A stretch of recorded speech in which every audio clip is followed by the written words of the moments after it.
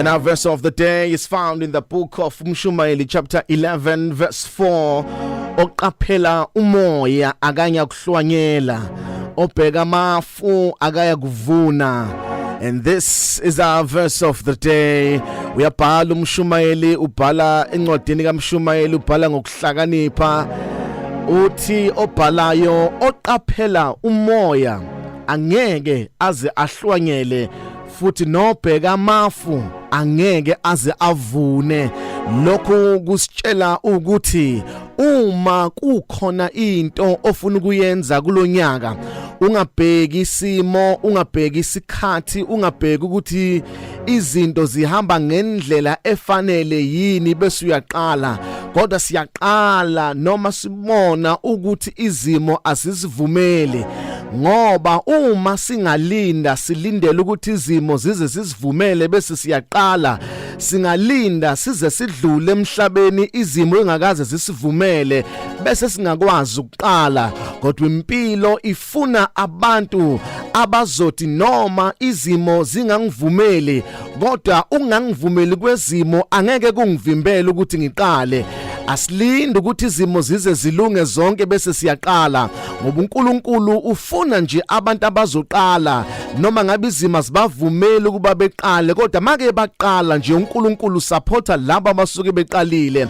Once wathatha steps ukuthi ngifuna ukuqala into engifuna ukuyiqala, noma izimo zingahambisani nami, kodwa ngizoqala, bese noNkulunkulu engenelela evela ngamandla.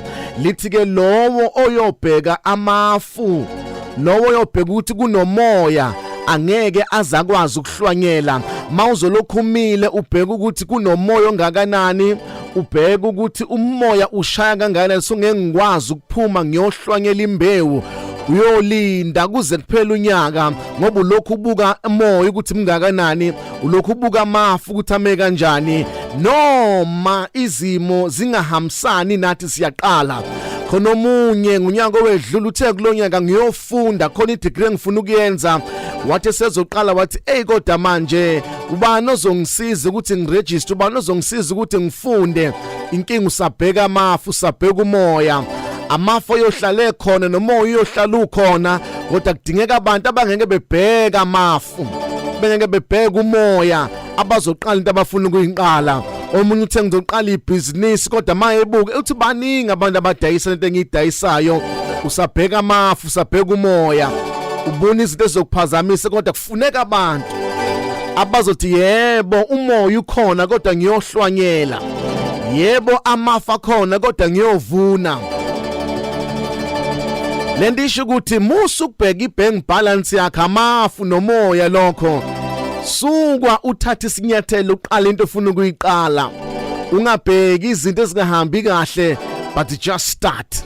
Ngiyacela nakuwe namhlanje uvuke ekseni ungabheka amafu, ungabheka umoya, ngoba umuntu oqaphela umoya angeke ahlonyele, ngeke azaqale ngoba ulokhu ebheka umoya. Vuka namhlanje ekseni and start lento ofuna ukuyiqala. Mawufuna uqala ibhizinisi lakho liqale manje. Mawufuna ukuyofunda vuka manje, ufuna ubheka ama-applications akho. Mawufuna ukuyosebenza vuka manje ulungisa iCV, ungasho ukuthi vele bakhona sebaziwe ukuthi bayongena kulesi sikhala. Qaphela amafu, ubheka umoya, ngakho ngeke uzuhlonyele, ngeke uvune. Vuka uyithathe uqala ufuna ukuqala, ngabusawubheka amafu, ngabusawubheka umoya. Vuka namhlanje uqale kahle bese uyophumelela. Share with me your verse of the day on our Facebook page, Mega Grace on Vuma FM. Manguya, recharge your spirit.